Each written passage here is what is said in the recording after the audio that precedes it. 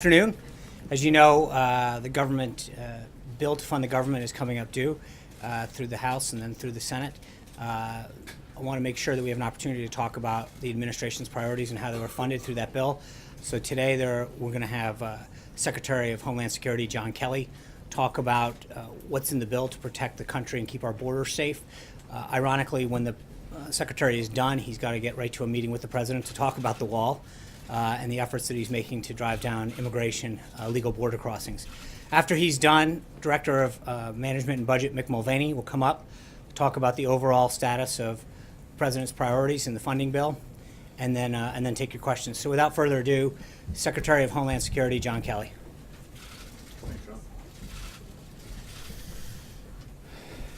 Well, I've talked to many in the media over the last 100+ days about the things our department does on a daily basis to keep our nation safe.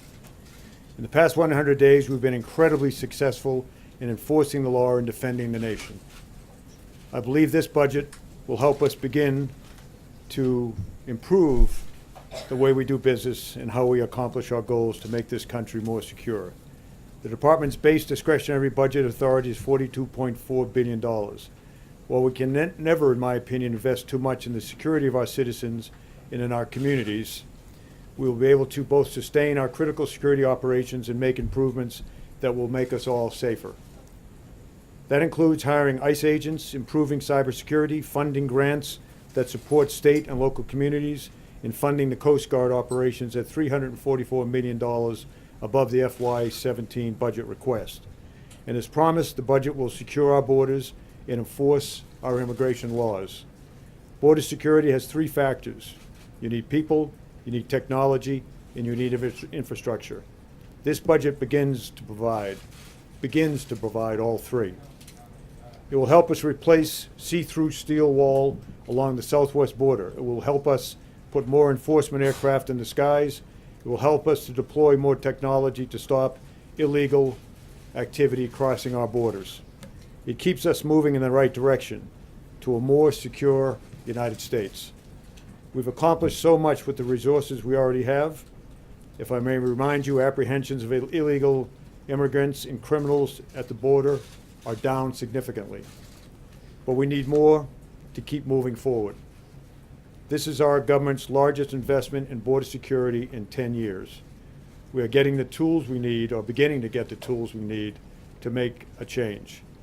But frankly, I am shocked at the behavior of some individuals in public service or public office that instead of celebrating how they've managed to reduce the amount of money for our border wall, a wall that will make us more secure, that will prevent drug smuggling, they're rejoicing in the fact that that wall will be slower to be built, and consequently our southwest border under less control than it could be. These appropriations provide a solid investment in the people, equipment, and technology that helps our department protect the homeland. We face a variety of hazards with man-made and natural factors, and this budget begins to help us confront them all. I would like to thank, as I always do, all of the men and women of DHS who take on this often thankless, often dangerous, and very, very difficult job, and they do it every day superbly. I am proud to lead them. Most Americans appreciate what they do and thank them every day. Most public officials also appreciate and defend them. But there are many who owe them an apology, many in public service who owe them an apology, and frankly, many in the media, for how they disrespect them for what they do, and how they serve us every day. And with that, I would like to introduce the Director of OMB, Mick. All right, let's get the important things out of the way first. Thank you for being here. Sean said I can't do this, but today is my anniversary. So my wife is actually watching this for a change. Hey, Pam, I love you very much. It's my 19th anniversary. Good, we got that out of the way. And believe me, I wish I were home and not here, but as much as I enjoy you people.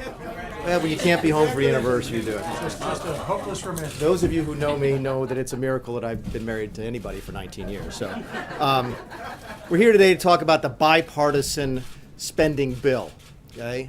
And I want to focus on that description first before we go into the details. A lot of folks have asked us over the course of the last 24, 48 hours, with Republicans in charge of the House and the Senate and the White House, why do we need a bipartisan spending bill? And one of the things I think is not being discussed as openly as it should is that this is one of those bills that requires 60 votes in the Senate. So it's not like the health care bill. We have to have at least 8 Democrats support this in the Senate, which is why we've been working with Democrats from the very beginning. Yes, we could have passed a Republican bill only out of the House, but it never would have passed out of the Senate, and then we would have been accused of not being able to function and run the government. So there's a very good reason that we're working with Democrats on a bipartisan bill, and that is because we must. And until those rules change, that's the environment that we're going to continue to operate in. The Dems have been trying to claim victory on this, which I think is a very strange way to look at a bipartisan discussion. If you're in a bipartisan meeting, I think it's very unusual for one group to walk out and start spiking the football and say, hey, we won, we killed the other guys, and it certainly doesn't bode very well for future discussions. But since the Democrats have raised the issue and tried to cast this as Democrat victory, I think it's important today and only fair to show you what's really in the bill and how the president actually cut a tremendous deal for the American people. At the end of the day, that's who we think won in this discussion, in this negotiation, not the Democrats, not the Republicans, but the American people. First, the list of things that Republicans got in the negotiation. You've heard a bunch of different numbers about the top line defense number. I've heard as low as 10 or 12.5 billion dollars. The number is 21 billion. Okay? That is what the additional defense spending is, $21 billion. That's made up of 2 numbers. $15 billion in a standalone OCO, Overseas Contingency Operation account, and another $6 billion that is hardwired into the underlying DoD approps bill. Remember, this is an omnibus bill, which means it's made up of different appropriations bills. One of those bills that becomes part of the omnibus is the Defense Appropriations Bill, and in that bill is $6 billion worth of OCO spending. So you take the 6 that's in the underlying bill, the 15 that was added as the supplemental, and that's how you arrive at the $21 billion. The $12.5 billion number is wrong. The $15 billion number is wrong. You could talk about a number as high as $25 billion if you wanted to compare it to FY 2016, but you could never go below $21 billion in that analysis, which is a full 2/3 of what we'd asked for in the beginning. I'm going to talk a little bit more later on about the DHS number, the $1.522 billion of additional spending, by the way. That's not all of the spending on border security. The total DHS number by the time we're finished will be north of $42 billion. Okay? The largest funding levels for border security in the last 10 years is what we'll have at the end of this process. That's where this negotiation has taken us, to the largest spending on border security in 10 years. We'll go over the details of that in a second.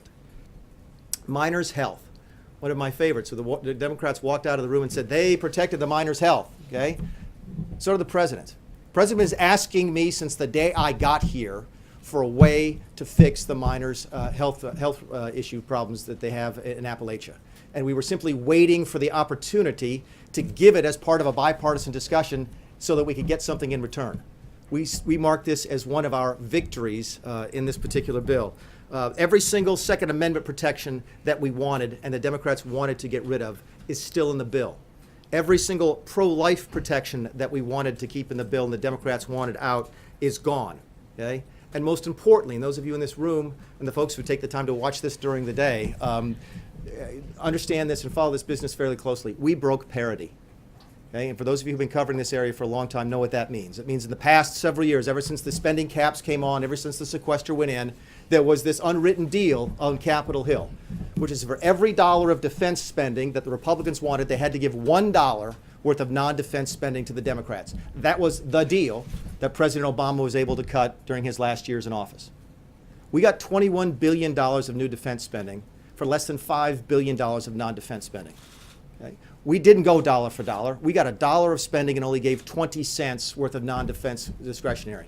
That's a tremendous development for this president and a huge win from a negotiating standpoint. Okay? Think about that for a second. We've gone from $1 to a dollar for just 20 cents. And plus, part of that $4.5 billion is stuff that we like. So the miners' health is included in that number. So even some of the stuff that we gave away, supposedly, to get the defense spending was stuff that we liked in the first place. What didn't the Democrats get? There's no Obamacare bailout money in this package. I've read that in the newspapers a couple different times. I've seen it on the news. Go find it for me. It is not there. What the Democrats are telling you about that is false. There's absolutely no language in this bill that requires us to make any Obamacare bailout payments, any CSR payments of any way, shape, or form as a result of this deal. Okay? Why are the Democrats saying that? Because it's what they told their base they would deliver, and they failed to do that for their base. That is not in the bill. There's no new money for Puerto Rico. You hear the Democrats crying out that they got $295 million for Puerto Rico. Not a penny of it is new money. Okay? All of that money was already spent. It was actually part of Obamacare under a previous agreement. That money was sitting there unspent, and all we agreed to do was agree to let them move it from one place to another. Did not cost the taxpayer a penny. They wanted new money. They wanted a bailout. We wouldn't give it to them. We gave them money that was already appropriated and already spent. No renewable energy subsidies. They wanted, at the last minute, they threw in a demand for renewable energy subsidies for wind and solar and other types of things. We kept those out. What they really didn't get is this, and this is what they wanted. They wanted a shutdown. We know that. They were desperate to make this administration look like we couldn't function, like we couldn't govern. And we know that a large part of their base, especially their left-wing base, wanted a shutdown and certainly didn't want them to cut a deal with us. That's why I think you're seeing them crowing about their success, is in order to cover up the fact that they actually cut a deal with President Trump, and President Trump did a tremendous job.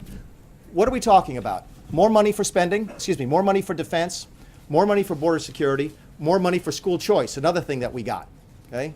Those of you who were here in March and saw me introduce our first version of our budget blueprint, saw me talk about the president's priorities. What were they? Defense, border security, school choice. The president delivered on his promises and got his priorities funded, and that's what the Democrats don't want you to know. They want you to think they won.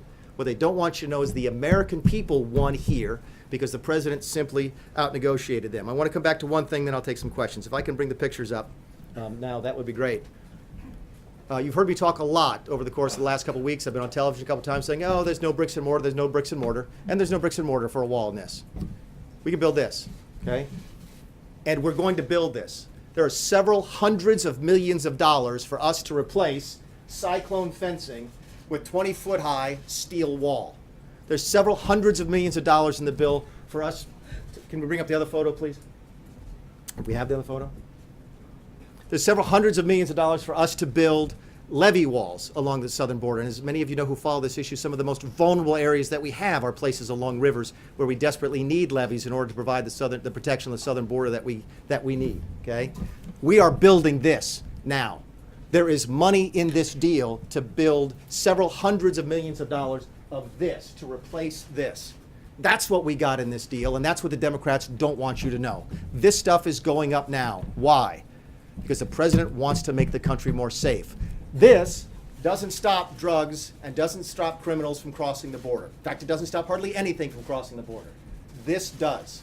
And that's what we got in this deal, and that's why we're so excited about the opportunities that we have to follow through on the president's promises to secure the southern border. So unless we have the other picture, I'll take a couple questions. How do you say that fence will keep drugs from coming over the border? They tunnel underneath the border 75 This is the 80 border, feet. the general left. This is the wall, by the way, that DHS said they want. I've sat in the Oval Office of the president. We've talked about bricks and mortar. We've talked about concrete walls. This is what DHS wants. Why? Because it actually works better. You can tunnel under anything. I will answer your question, okay? You can see through this one, okay? It's actually safer. Where we have this in place now, and we do, it's actually safer for our Border Patrol agents.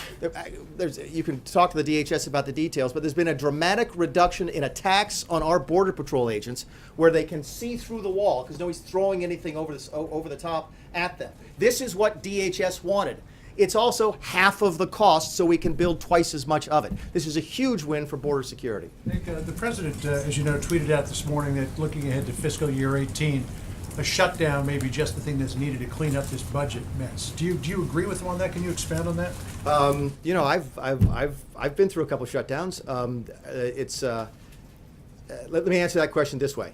That's a good discussion to have in September. I think the president is frustrated with the fact that he negotiated in good faith with the Democrats and they went out to try and spike the football and make him look bad. And I get that frustration because I think it's a terrible posture for the Democrats to take.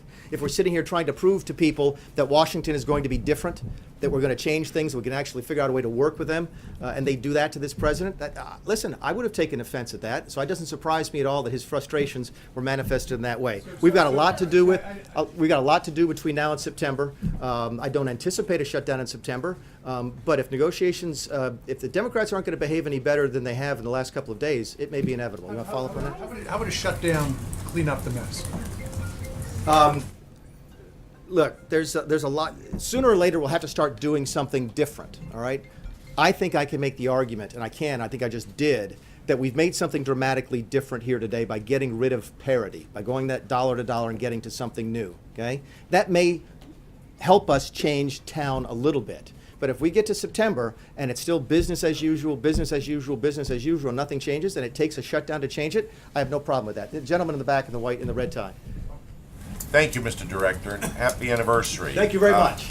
I'm sure my the, wife would really enjoy spending it this way. So. Okay. A few weeks ago, Governor Groxus of Mexico, who is chairman of their Governors Association, said that the effort to get appropriations in the budget meant that the administration was giving up on having Mexico pay for the wall, as the president promised. And other Mexican politicians have repeated what Governor Groxus has said. What is your response to that? And I've taken that question before, so I'll give you the same answer, which is, look, we had an opportunity to move quicker than we expected. Okay? Because President Obama was not able to sign a full-term CR in October of last year, we actually got a bite at the 2017 apple. Think about that for a second. If President Obama had been able to pass a 12-month CR in October of 2016, we wouldn't even be here because all of this would have been dealt with, and none of this would have been available, by the way. None of the additional spending for defense, the additional money for school choice, for the border, none of that would have been there because the President Obama never would have signed that. We got an unexpected second bite at the 2017 apple, and we were happy to get it in order to start things moving quicker. I've said before, my job is to spend the money. We're already working on ways to try and get Mexico to pay for it, but that's not my concern right now. I'm trying to get this thing built. Yes, sir. Well, it looks like you have a wall there already. This is the stuff that is actually built already. So this is an example. That was the picture I was looking for. If anybody's watching this, is the picture of the levee wall.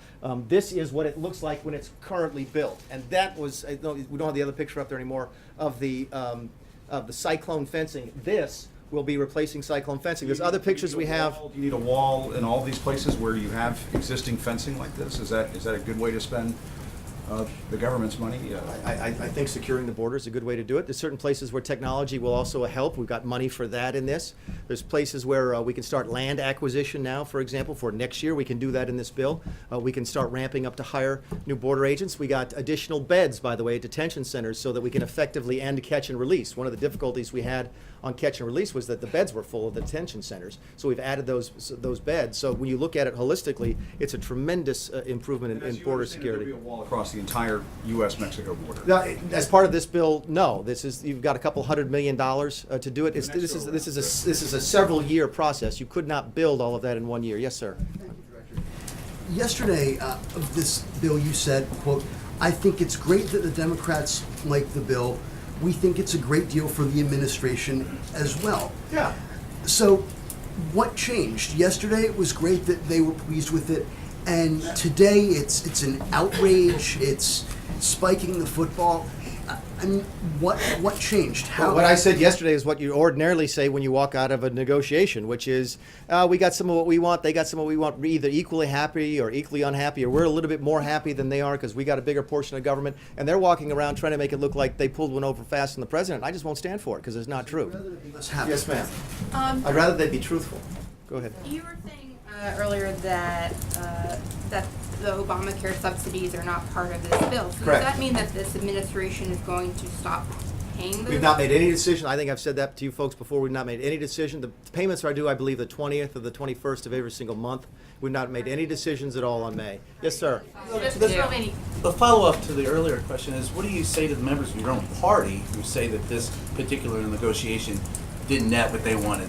Some of them, I mean, Mike Huckabee, I think, even tweeted something out earlier. They're not happy with it. So what's your Well, response? keep in mind to that until right now, I don't think anybody knew about this. Because what you heard us say is no bricks and mortar is all about technology.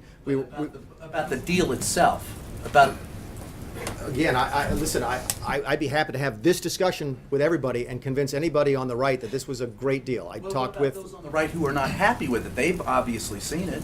My guess is they have not. My guess is they've been reading the Washington Post, they've been watching television, and heard the Democrat side of the story, and I'm here today to let the other side in the middle. Yes, ma'am. If the president wants the government to shut down, he could just veto the new spending bill. He doesn't have to wait until the fall. So why doesn't he just do that if he thinks a government shutdown is the best Yeah, I thing think for we're the giving it a country? chance to work.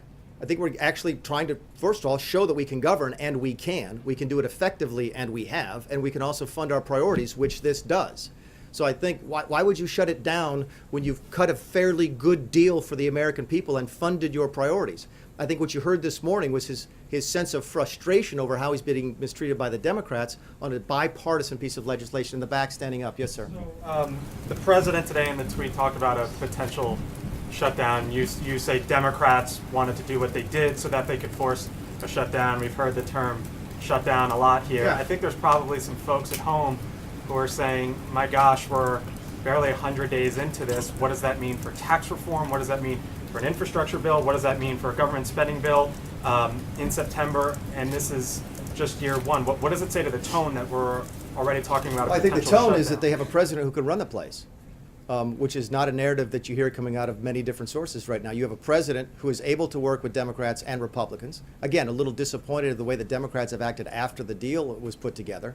But you've got a president who knows what he's doing when it comes to running the country. There were a lot of people who were absolutely convinced, including when he hired me to be the OMB director, that we were going to have a government shutdown. And I think the message that we're sending is that we are competent, we know what we're doing, and the country is safe in our hands, and we think this goes to prove that. Yes, sir. What just occurred, but you said the negotiations that just Mr. Chair, I want to follow up on that, on Don's question. I'm a little confused. You said that the Democrats wanted a shutdown. Yeah, I really believe And that. it's the president himself that tweeted, "Our country needs a good shutdown in September." Can you explain that? And if there is a shutdown in September, won't it clearly be the president's fault? I mean, he's the one actually calling for Again, it. the 18 budget comes up in September. Between now and then, you've got tax reform to deal with, you hope to have infrastructure to deal with, you have the debt ceiling to deal with. So there's a lot of things to deal with between now and September. And again, what I think you heard the president express this morning was frustration over how he's been treated as part of the negotiation. And it may be, if things don't get better, that we get to that point. But I think there's a lot of things that will happen between now and then to let us know if we're moving in the right direction. To your first point about the Democrats, I think it was a little bit reported that there was a great deal of disagreement within the House Democrats over this deal. That Mrs. Pelosi was absolutely convinced when we said that we wanted money for the wall that we would shut the government down. And when we took that request off of the table early in these negotiations, they were flabbergasted. And they were stuck in a circumstance where they were facing possibly shutting the government down, and some of them wanted to do that. My guess is their base is not going to be very happy to know that we are building this. Okay, we are taking their taxpayer money to build this. All right, that's the deal that we cut, and my guess is that's not going to sell very well with some folks on the left, but they're going to have to deal with that. Yes, ma'am. Sir, you spoke about this being a bipartisan bill because it needs to be. But the president seems to also be floating this idea of doing away with the legislative filibuster. Is that a good idea? I mean, is that something you're actually talking about? And is that what you need to? Well, clearly we don't need it because we did this. The question is, would it be easier? Would the results be even better? Would there be less sort of animosity? Maybe. I know that there has been some discussion on the Hill over the course of the last couple of years for limiting the filibuster when it comes to appropriations bills. Keep in mind, one of the reasons we're here, and one of the reasons we have a discussion, it seems, every couple of months now about a shutdown, is the appropriations process is broken.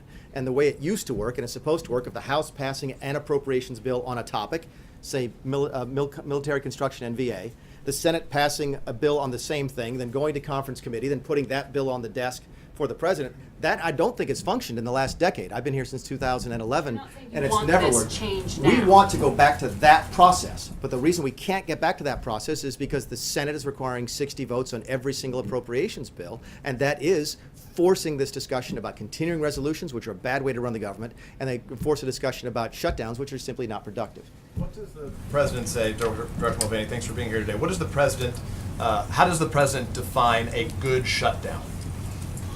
I don't know. We haven't had one. I think a good shutdown, if there is such a thing. Again, a shutdown is not, and I've said this before to you folks, I said it during my confirmation, it's not a goal, okay? And it's not a negotiating tool. The president advocated. But to the extent the president advocated for one today, if you wanted to imagine what a good shutdown was, it would be one that fixes this town. So what would the That one that president drives say? the message back home to people that it really was as broken as they thought that it was when they voted for Donald Trump, and they would trust him to, if that's what it's necessary to do to fix Washington, D.C., that would be a good shutdown. Yes. Just to be clear, in the last shutdown, 800,000 federal employees were indefinitely furloughed. Another 1.3 million were required to work without knowing when they would get paid. Right. So is that a good shutdown that fixes So Washington? back to your point, you and I have had these discussions before because I've been through a shutdown before. Every single one of those folks got paid, right? Everybody always has. During the temporary lapses in appropriation, which is what the Congressional Research Service calls them. those It families is that a lot of agree. uncertainty, and it's certain, and that's why I say it's not desirable. But you asked me what a good one would look like, and a good one would be something that fixes Washington, D.C. permanently. Yes, sir. We heard a few weeks ago from appropriators that you walked into a meeting and were very front-footed about defunding and cutting funding for sanctuary cities. What happened between that meeting and now? That meeting took place in early March. I've also heard that we came late to the game. I got put in this office, I think, February 17th.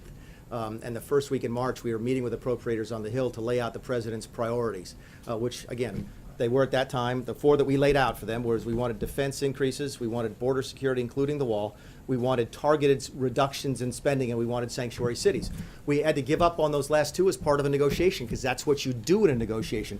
We got, as part of that negotiation, something we didn't ask for in the first place, wasn't on our first list, but something that is still important to the president, which is the school choice. So that is the nature of a back and forth in a negotiation. And again, for the reasons I laid out here today, I think we got a tremendous deal. In the middle, yes, sir. Director, you said in your statement before you started taking questions that the president delivered on his promises and got his priorities funded. Yeah. Well, that's not true. You didn't get the border wall, no funding for the border wall. That's a replacement, no funding for a new wall along the U.S. southern border. Planned Parenthood. Let me ask you a question. Let me finish. I'll let you finish, but let me ask you a question. You're asking a series of questions. I'll stop you right there. When you heard about the deal yesterday, I'll be happy to let you go if you let me answer your question. I won't jump to another person. I promise you've seen me do this a couple times before. You said, My well, question, then you no, can take it as a whole, right? Fine, go Okay, ahead. thank you very much. So Are they always like this, Sean? as far as the priorities that you say are funded, the border wall, no new border wall along the U.S. southern border. Planned Parenthood was not defunded. You've already said that another priority of the president was not carried through, and that's the sanctuary cities problem. So explain to me how you say what you said before and square what you said before with the actual reality as far as the budget is concerned. Sure, and I'll Thank say you. it. Thank you. Thank you for finishing your question. Let me ask you a question. Okay, when you heard in the last 48 hours about the deal, did you think we could build this? I bet you didn't. Nobody did. Okay, is it a replacement for existing wall? Yeah, that's fine. Is it new wall? No. This is what's out there right now. Okay, and this is what's going to be put in as a result of this bill. Okay, that is better border security. You can call it new wall, you can call it replacement, you can call it maintenance, call it whatever you want to. The president's priority was to secure the southern border, and that's what this does. No, he asked a couple questions. I'm going to the young woman in the pink then, and then the young woman in the orange, and then we'll take another couple. But let me finish your thing. Just Planned Parenthood, okay? Planned Parenthood. We had a good discussion about it. It's a fair question. We had a really good discussion about that. Okay, and what we decided after talking to some of our most pro-life supporters on the Hill and the pro-life supporters outside was that this president's already made his case fairly strongly for his pro-life position. You saw us sign the CRA. You saw Mike Pence, Vice President Pence, have to break the tie on that vote. Okay, on Planned Parenthood, on the states with the Medicaid funding. You've seen the executive orders. You've seen the stuff. Oh, this bill includes all of the traditional protections for the pro-life movement, including the Hyde Amendment. And what we simply decided was, look, if you want to take a vote on the Hill to stake out your position on Planned Parenthood, do it on the health care bill. And the outside groups agreed with us on that. The pro-life movement agreed with that. If you want to prove to the folks back home that you are pro-life, then vote for the Planned Parenthood bill. The last thing you asked about sanctuary cities, I already talked about that, and that it was something we gave up in the negotiation. But the end of the day, here's how I look you in the face and the folks on the camera and the folks back home and say the president got his priorities funded. More money for the military, more money for the southern border security, and more money for school choice. Those are the same exact priorities that I talked about in March when we laid out the budget. So that's how I could look you in the eye and tell you that I'm absolutely satisfied we funded our priorities. Now, Look like that border wall right there, the new border wall that you built. Will it look like that one right well, there? this is what's permitted in the bill, so that would So take I'm the- saying, will the new one that's built along the U.S. southern border look like that border wall right there? Well, I mean, you've got a border that's, in certain places, yes. I mean, the other photo we can't get up is the levees, so I'm not really sure what your question is. We will build the You have most to replace appropriate. that wall with the new wall with new funding. In other words, it's just a short-term fix, and then we're going to. That is a the U.S. 20-foot government. high steel wall. That is not a temporary short-term fix. So I'll he's finish you. asking Now, if I'll go you're to, I've been building- promising the young lady in the pink in the back a question for a second. I'll follow up Okay. on that. Where is that being built, and how many miles are you gonna get out of it? Oh, I don't know where it's being built. And again, we haven't done the per mile. I think the total spending is $347 million on that, but we haven't done the math yet on what that does. Cover, what are we talking about? Well, again, it depends on, it's more expensive to build a wall in certain places. So this is going to be replacement, so we have to go out and figure out where we are. And it's cheaper than building new wall because we already have land acquisition here. We have the rights to build it, et cetera. There's probably roads out there to service it. When you're building new wall, to the gentleman's point, you're starting from scratch, so you have to build the infrastructure necessary just to get the construction teams out there to build. So we haven't done the math yet on how many miles we can build and where it will be. What we do know is that we have several hundreds of millions of dollars to do this. Do you have a follow-up on that or not? Well, yes, I mean, when can we see construction? When do you think you're gonna go out there and put up a wall? This construction that you see here, well, I don't know if it's this exact construction because I don't know where this photograph is. This wall is being installed on the southern border today. Yes, ma'am. Yes, Director Mulvaney. So two topics, several questions. Now, when it comes to the wall and this budget for the wall, it's very expensive. That's one piece of the immigration issue. What about the larger piece of the immigration issue? Where's the funding when it comes to fixing the issue where you have people who are overstaying their visas? That's more of the immigration issue that in the past and even now that's happening versus just dealing with the southern border. You have immigrants from all countries coming here versus just the southern border. How are you going to, what monies are going into that piece? It's a fair question. Let me answer this two ways. It's probably not going to be very satisfactory, but this is how I'd answer your question. First of all, this is a pure funding bill. Yes, there are certain policies that are wrapped up into it, but I think both parties would probably push back if you tried to tie something as large as